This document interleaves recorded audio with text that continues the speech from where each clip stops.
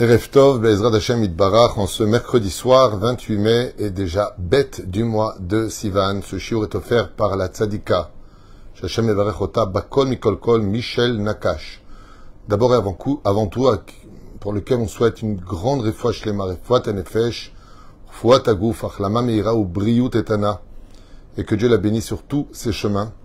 C'est une dame qu'on connaît bien, vraiment une femme extraordinaire, Hashem Yevarech Otach, Giveret Michel Nakash.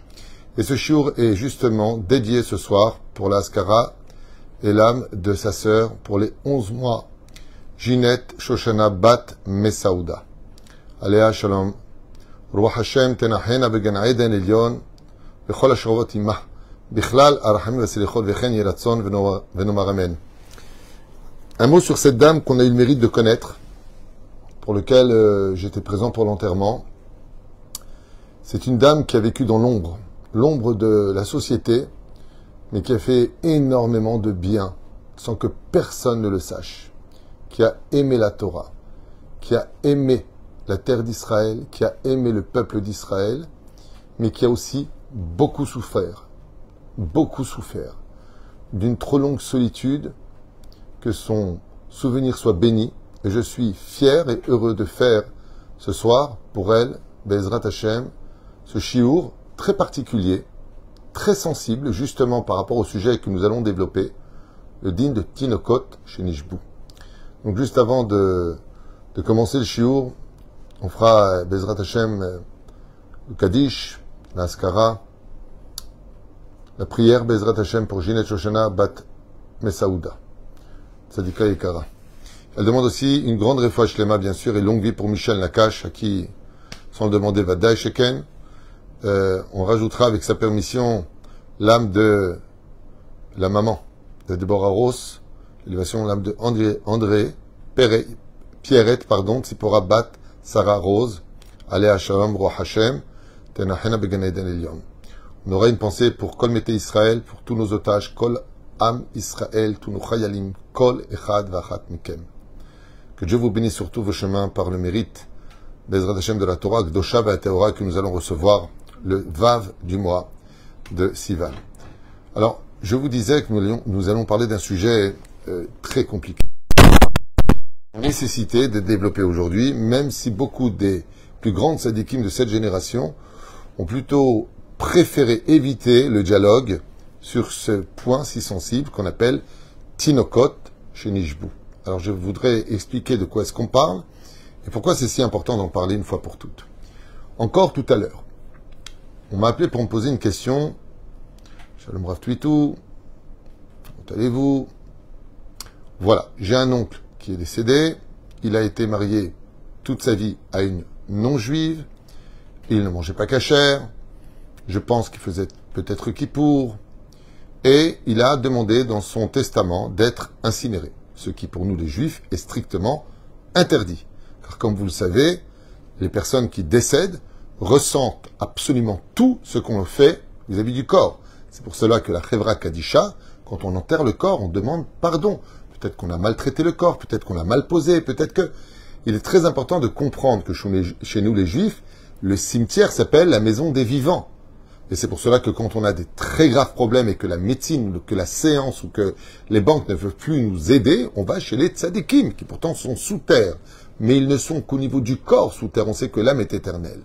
Ce qui fait que de s'incinérer, c'est la plus grosse gourde qu'on puisse faire de sa vie. Parce que si tu n'as plus d'adresse, comment on retrouve ton âme? Comment on peut se recueillir sur ta tombe? Ainsi donc, ce sont des traditions païennes, mais qui pour nous, après chacun fait ce qu'il veut, je m'adresse qu'aux juifs, dans le cas échéant. Celui qui veut se brûler, il se brûle. Celui qui veut faire ce qu'il veut, il fait ce qu'il veut. Aval, chez nous, les juifs, il est impératif non seulement de se faire enterrer, mais même quand ta personne a perdu un membre, par exemple, il a été amputé à cause d'une gangrène, on met ce membre de côté, on l'enterre avec plus tard, si c'est possible. Bien sûr, si c'est possible. Aujourd'hui, on a des moyens de pouvoir conserver des membres. Pourquoi? Parce qu'il y a la résurrection des morts. Tandis que si tu te fais incinérer, c'est que tu démontres par là que tu ne crois pas en la résurrection des morts. Donc, il s'agit de choses extrêmement graves.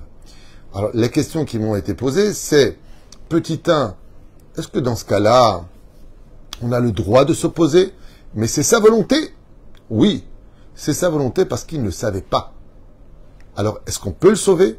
Et la deuxième question qui vient, qui est encore beaucoup plus pertinente, doit-on pas porter le deuil des 7 jours, dire le Kaddish, lire des Teilim, faire les 30 jours, les 11 mois, les 12 mois? Quel est le din pour ce juif qui s'est complètement assimilé, noyé dans ces 2000 ans de diaspora, de pays en pays? C'est une question qui a tout son poids. Et c'est pareil, pour inviter le Shabbat ou pas inviter le Shabbat, de qui est-ce qu'on parle? Est-ce qu'il s'agit de Tinokot Shenishbu ou pas? Prenons un deuxième exemple beaucoup plus violent dans le Shulchan Aruch. Nous avons un juif qui s'est complètement assimilé. Il ne fait pas Shabbat, il ne mange pas kasher, il fréquente qui il veut, il n'est pas shomer negia, il ne fait pas la nida, il ne fait rien. Rien. Tout comme le goy ne met pas les tefilines, lui il ne va pas mettre le tefilin. Tout comme le goy n'est pas shomer Shabbat, le non-juif, goy veut dire non-juif, hein, rien d'insultant, ne fait pas Shabbat, lui non plus ne fait pas Shabbat. Tout comme le goy n'est pas shomer negia, lui n'est pas non plus shomer negia, il couche avec tout le monde, il vit sa vie. Je vais là où ils vont, je mange ce qu'ils mangent, c'est bien, t'as changé de bord. T'es juif, tu restes juif parce que tu as une âme juive, t'es né d'une mère juive plus exactement, mais tu t'assimiles. Quel est le din? Est-ce qu'on peut le faire monter ou pas à la Torah? Grande question. Est-ce qu'on peut le compter dans le minyan? Grande question. À partir du moment où une personne ne connaissait pas du tout la Torah, ne sait pas ce qu'est la Torah, jamais entendu parler, vaguement, pour lui c'est une religion comme les autres, il n'a pas été attrapé par une occasion, chose que je ne crois pas moi personnellement, mais bon, ça peut peut-être arriver. Donc c'est Tinokot Shenishbu. Qu'est-ce que c'est Tinokot Shenishbu? C'est-à-dire un bébé qui a été pris en captivité et qui n'est pas au courant d'eux. Qui sont ses parents, ses origines, son identité, ses obligations. On ne peut pas en vouloir à un bébé qui a été volé, qui grandit dans une tribu quelconque, indienne, de se comporter comme un Indien. Comme l'histoire des empereurs qui ont grandi chez les Louves. Alors, de cette même façon, ça s'appelle Tinokot Shenishbu, des bébés qui sont pris en otage dans la klipa, dans l'assimilation. Mais s'il s'agit d'une personne qui connaît la Torah, qui lutte contre la Torah, lutte contre les rabbanim, la Torah orale, qui est conscient qu'il faut être Shomer Shabbat, mais qui a fait son choix. Donc lui, par contre, les réponses sont radicales. On ne porte pas le deuil, on le laisse se faire brûler, on ne fait pas de Teilim, on ne fait rien pour lui. Pourquoi? Il n'a pas un digne de Tinokot Shenishbu, on ne peut même pas le compter dans le minyan. Il a un digne de Moumar, c'est-à-dire qu'il a la connaissance, mais il a fait un choix. Et s'il a fait un choix, la halakha nous dit, très bien, c'est ton choix, goodbye. Tu as fait ton choix. C'est pas que tu savais pas la Torah. On a posé la question au Rav Ovadia Yosef, on a dit, est-ce qu'aujourd'hui, il y a un digne de Tinokot Shenishbu? Est-ce qu'on peut dire aujourd'hui que ce digne qu'on vient d'expliquer, c'est-à-dire une personne qui n'était pas du tout au courant, que s'il avait appris, il aurait fait tchouva, c'est évident. Donc, par exemple, un Choser Béchéla, pas de photo. Le mec, il était Bachou Yeshiva, il a étudié la Torah, et il décide de lutter contre elle, il décide de s'opposer à elle, il veut être brûlé, il veut être même enterré avec des idolâtres. Goodbye. Pourquoi? Parce que la Torah nous dit, Molechin et Adam lifiret sonotav. Ce que tu veux. C'est ça que tu veux. En toute connaissance. Alors vas-y. Nos décisions ont des actes. Les actes ont des conséquences. Pour le meilleur, comme pour le pire. Ce qui fait que quand, des fois, on peut tomber sur des gens, troisième catégorie, un sujet très prenant.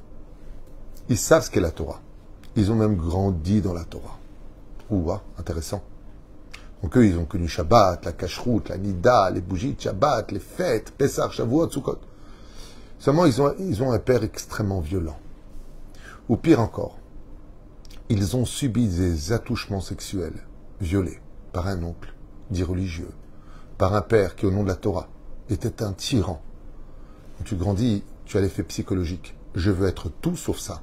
Ce qui fait que, comme il représentait la Torah, et qu'il en a fait un monstre, en l'utilisant pour te faire du mal, pour toi, tu fais une association entre le rachat qu'il était et la Torah qui est pure. Mais comme il s'en est servi, tu vas faire un choc émotionnel et un balancement où tu ne veux plus jamais entendre parler de la Torah. Parce qu'au nom de la Torah, ces gens sont venus te faire du mal. Donc quand tu rejettes, tu le jettes à l'eau.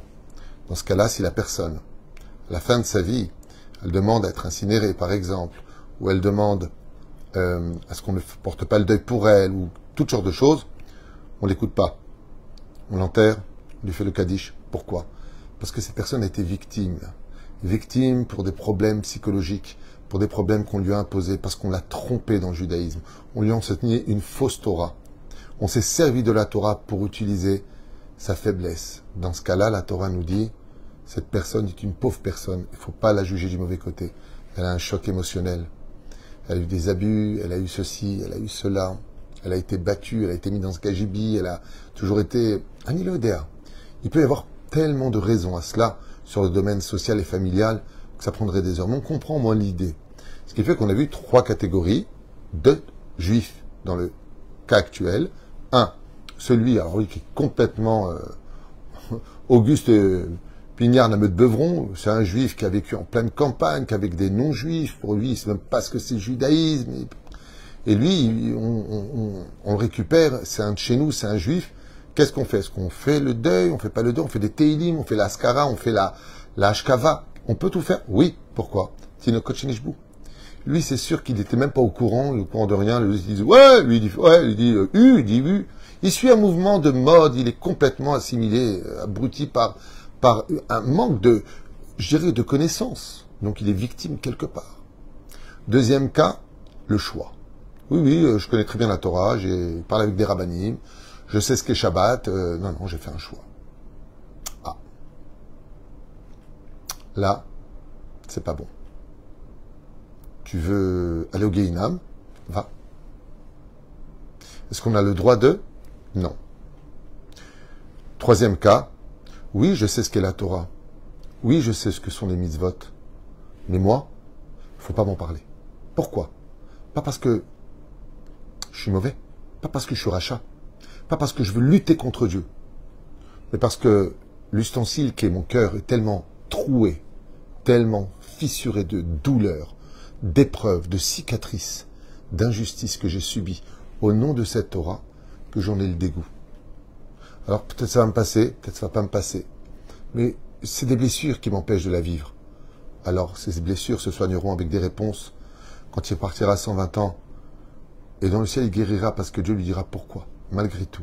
Des contes de réincarnation, de tikkunim, aucune idée. Mais, est-ce que nous, sur Terre, on doit avoir pitié de lui? On ne nous demande pas de juger ici, on nous demande al-pi halacha.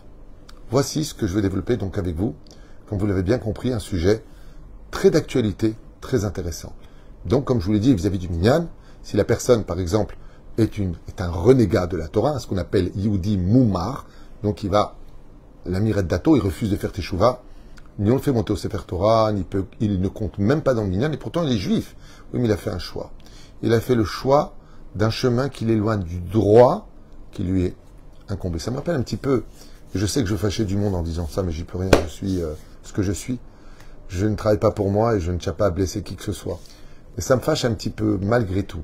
Quand je vois des parents qui sont très attachés à une tradition, celle de monter sur la chaise en tant que sandak, mais qui vivent avec une non-juive, qui ne mangent pas cachère, je ne comprends pas. Pourquoi tu veux monter sur la chaise d'Eliou Hanavi? Parce que c'est un honneur? Parce que tu es le père? D'où tu tiens cette tradition? De la Torah? Mais c'est cette même Torah que tu jettes. C'est cette même Torah que tu insultes. C'est cette même Torah que tu ignores.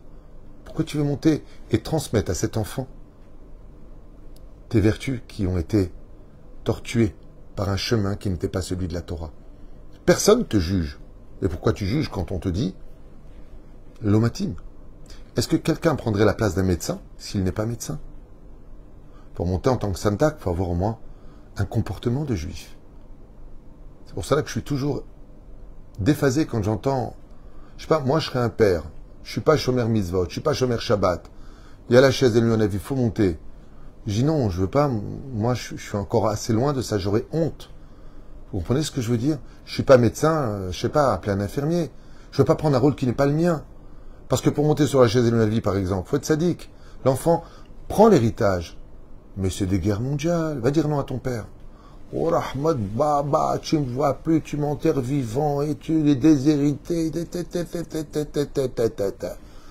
Tu crois que tu vas avoir un mérite parce que tu es monté sur la chaise, tu rendras des comptes.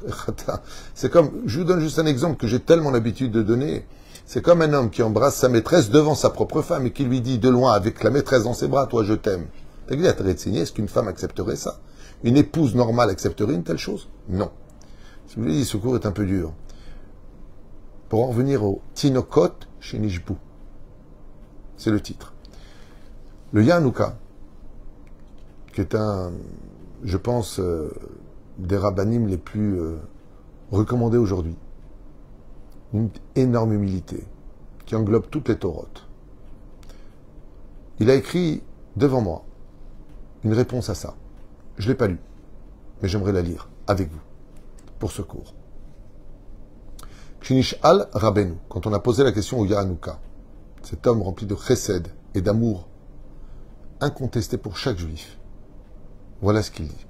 Be'echad mekablot ha'ka'al mi Yehudi shechazar b'tshuva עם העוונות שעשה בימים, שלא זכה עדיין להתוודע לתורת השם, נחשבים לו כעבירות גמורות ומעכבים את תשובתו. Donc il est parti le voir, il lui a dit voilà, moi j'étais pas du tout religieux, j'ai fait tchouva, mais j'ai encore fait beaucoup de péchés sur lesquels je ne me suis pas arrangé. Donc formulé. הזכיר רבנו בדברי חז"ל, שהוזכר תינוק שנשבע. Et il lui a répondu, tu as un din de תינוק שנשבע. Ça veut dire quoi? Tu t'es tellement assimilé, les clipotes sont tellement sur toi, que, malgré tout, tu as un digne de Tinokot Shenishbu. Et donc, comme je vous l'ai dit, même si la personne ne fait pas Shabbat, elle mange pas kasher, elle est assimilée, mais tout ça par manque total de connaissances, on le compte dans le minyan, malgré tout. On le fait monter à la Torah, Tinokot Shenishbu. Comme avait dit le Chazon Ish. Donc, il lui a dit, quand il a écouté, plaider sa cause, pourquoi il ne peut pas encore réparer toutes les fautes? Parce qu'il n'est pas au courant que c'est une faute. Il a répondu, le Yanouka, donc ici il appelle Rabbeinu, aussi, Tinok Shenishba. Les Gabé Tinok Mama Shenishba, les Ven Agoïm, donc un juif qui s'est complètement assimilé parmi les non-juifs et non pas parmi les juifs, Sheno Shum Ekarut Im Dine Torah, qui n'est pas du tout au courant des lois de la Torah, Ach Rambam Beilchot Mamrim Beperek Gimel Alacha Gimel, il a cité le Rambam à propos des lois du juif qui quitte le judaïsme, malheureusement, qui devient amer à la Torah dans le Perek Gimel, la Halacha Gimel, Shegam Otam Shegadou Ben Akaraim, et sitôt Otam, ou alors qu'ils se sont laissés avoir par, il rajoute quelque chose d'important, qui se sont laissés happer par des sectes.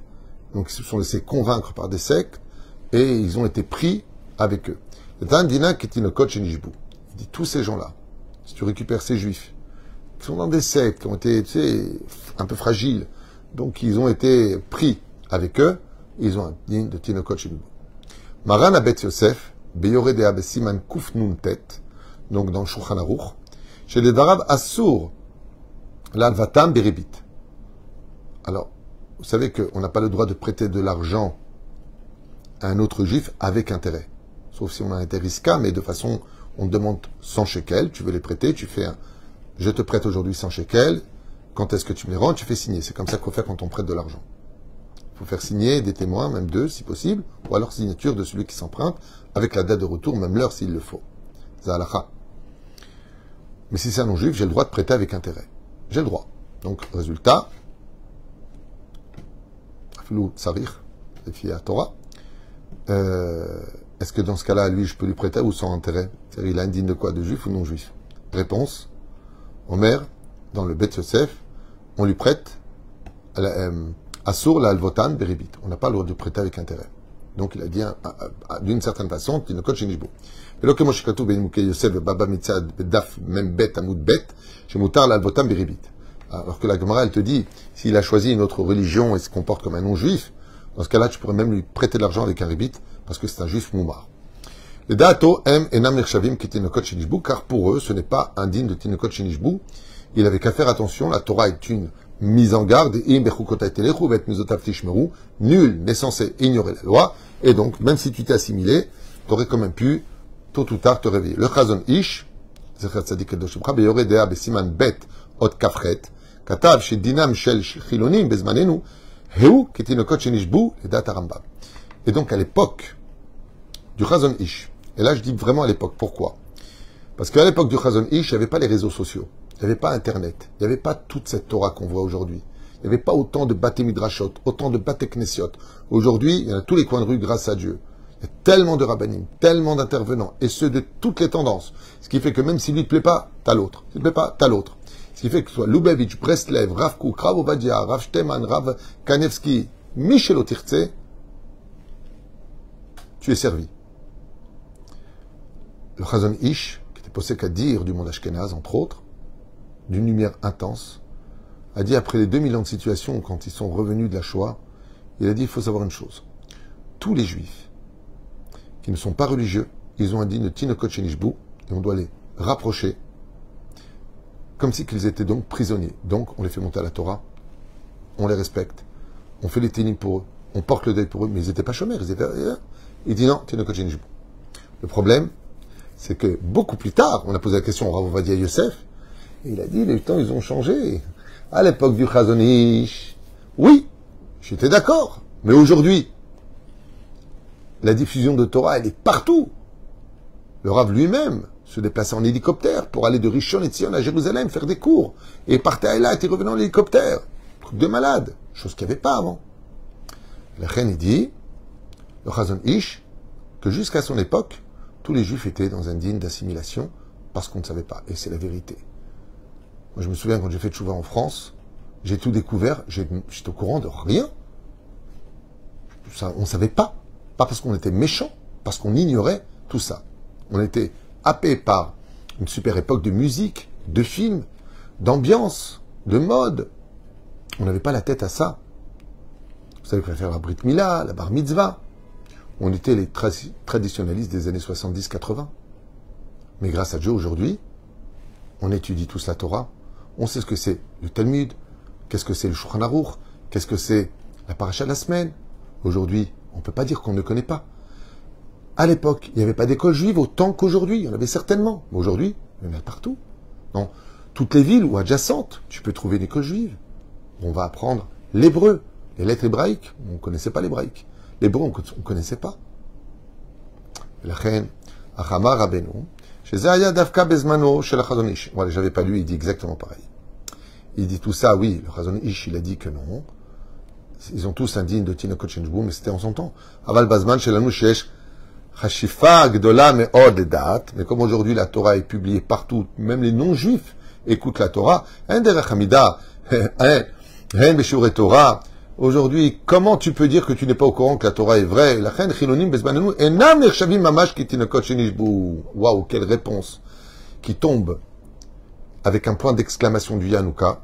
Le Yanouka dit aujourd'hui que à cette époque, aujourd'hui, il n'y a plus vraiment de Tinokot Shenishbu. Plus vraiment. Il faut se renseigner. Et pour en revenir à ce coup de téléphone que j'ai eu, je dis ton oncle, il connaissait la Torah, il a entendu parler de la Torah, il savait qu'il a de la famille qui sont religieux. Il m'a dit pas du tout. Il n'était pas du tout religieux. Moi, je viens de commencer à faire teshuva, il me dit, au téléphone. Mais non, lui, il a vécu que parmi des goïms, en Bretagne. On le voyait jamais, quoi. Il est complètement perdu. Alors je lui dis, dans ce cas-là, vous devez tout faire pour empêcher qu'il se fasse incinérer, faire le Kaddish pour lui, faire des Teilim pour lui, la main. Parce que dans son cas, lui, même si aujourd'hui il y a beaucoup de Torah, quand tu vis dans un système loin de tous les Juifs, pas de synagogue, pas de rabbanim, Internet, ça t'intéresse pas si ce n'est que les réseaux sociaux où il y a des défilés de je sais pas quoi, il est évident que son statut change. Ce qui fait qu'aujourd'hui, c'est des questions bien précises qui nous donneront le statut de comment se comporter selon la loi juive vis-à-vis d'un autre juif qui a fait peut-être un choix, ou qui s'est noyé dans l'assimilation, ou tout simplement qui a eu des blessures ou une contrariété il n'a rien contre la Torah elle-même, il en veut à la Torah de ce que certains en ont fait. Donc il fait un amalgame entre la Torah et de mauvaises personnes. Aval vadaï sheesh les dunam les kafsrout. Ah, il y a une suite. Mais le Yanouka, il dit, malgré le fait qu'aujourd'hui il y a beaucoup de Torah, il faut juger absolument tout juif du bon côté. Pourquoi?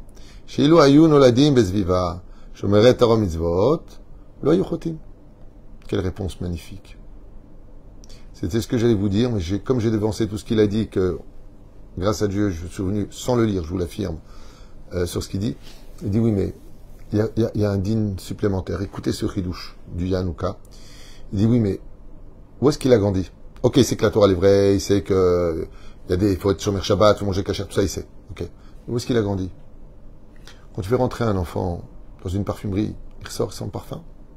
Quand tu fais rentrer dans un endroit où il y a plein de beignets sans l'huile, s'il grandit dans un quartier, dans une école, où là-bas, on lutte contre la Torah, qu'est-ce que tu veux qu'il soit pro-Torah?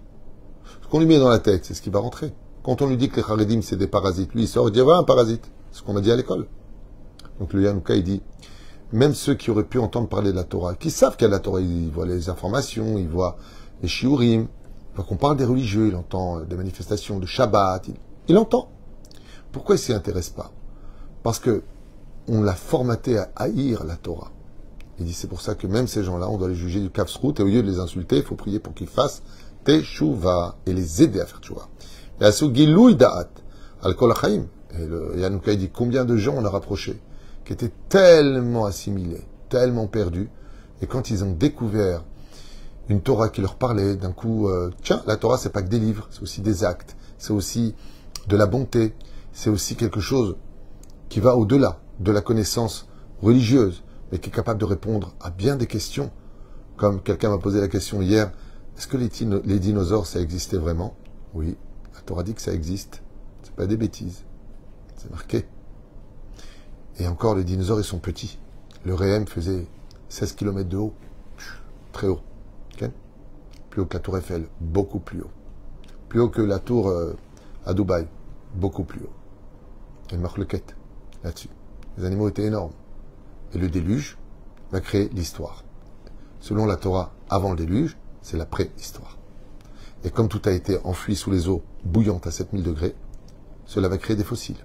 Ce qui fait que quand on mesure l'âge de la Terre, elle a des millions d'années. Parce qu'elle va vieillir, vieillir, vieillir. Essayez de mettre votre main dans de l'eau chaude, un quart d'heure, vous la ressortez toute fripée. À la piscine, déjà, elle sort fripée. Mais alors, dans l'eau chaude, à plus forte raison. Toute la Torah donne des explications. Ah, je savais pas, je croyais que la Torah, c'était Yom HaShishi. Non. La Torah, c'est toute la sagesse de toutes les connaissances. Forba, la forba des Kulaba. La reine, pour finir, Da'at al-kol chaim, she'avru alem, she'em hayu keonasim, al yedei mishpartam, velo hayu yedim mitorat Hashem, vadaï, shelo hayu chotim. Et lui, le Yanouka, il dit, Tinokot shenishbu, il n'y a plus, il y a autre chose. Qu'est-ce qu'il y a? Il dit, comment tu veux qu'un enfant, qui a eu des parents, qui lui ont montré l'exemple que dans la vie, le meilleur moment, c'est de faire la moto pendant Shabbat, d'aller à Yam HaMelach, d'aller voir des bons cinémas, de fumer une bonne cigarette, et que tu faisais rien de mal en cela. Depuis que t'es petit, tu vois tes parents et que rien n'arrive, ils font ça, ben tu le fais. Donc pour le Yanouka, il n'y a peut-être plus de Tinokot Shenishbu, il n'y a que des victimes de la bêtise humaine qui vivent dans l'ignorance, des mondes parallèles qui existent vraiment, pour lesquels eux préfèrent rester dans l'ombre. Pour l'instant, jusqu'au jour où la lumière de la Teshuvah pénétrera leur univers, leur cœur, jusqu'à leurs actions. Selon Yanouka, il faut prier pour chaque juif. Dans cette génération, où l'assimilation et les impuretés sont si nombreuses, que pour lui, même s'il n'y a plus de Tinokot Shenishbu, il faut avoir pitié que chaque juif. Bezrat Hashem. Kol Tov, Veleitraot.